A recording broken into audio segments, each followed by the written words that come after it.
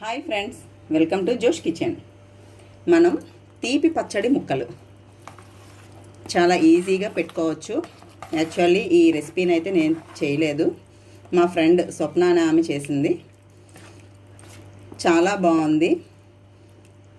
నేనైతే ఇది 3 days పాటు ఎండలో కూడా పెట్టాను.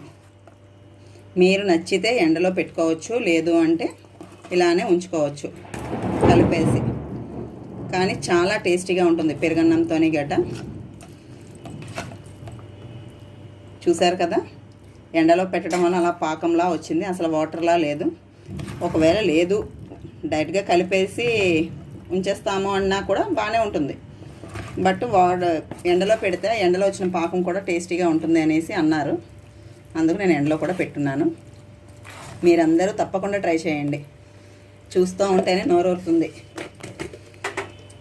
ఇలా అయిపోయిన రెసిపీని ఒక ప్లాస్టిక్ దానిలో స్టోర్ చేసుకుంటే మనకి 3 months వరకు నిల్వ ఉంటుంది. 1 week వరకు బయట ఉంటుంది. తర్వాత ఫ్రిడ్జ్లో పెట్టేసుకోవచ్చు.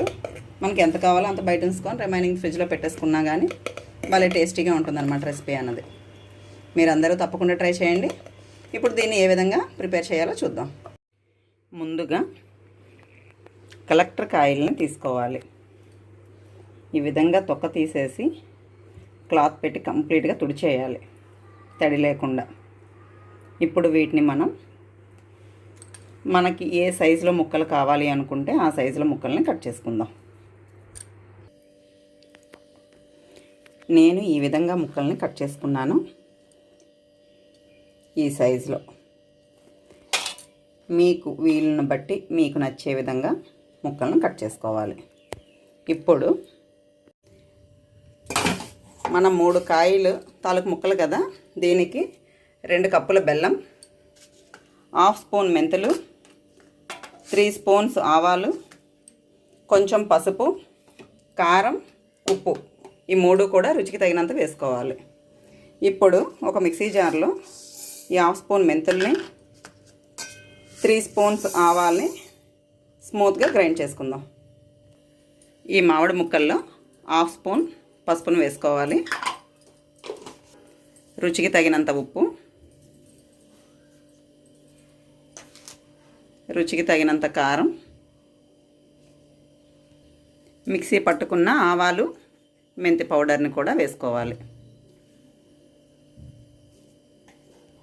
బెల్లం 2 కప్పులు వేస్తున్నాను. మీకు స్వీట్ ఎక్కువ కావాలి అనుకున్నవారు ఇంకాస్త బెల్లాన్ని యాడ్ చేసుకోవచ్చు. 3 to 5 spoons ఫ్రెష్ ఆయిల్ని వేసుకోవాలి.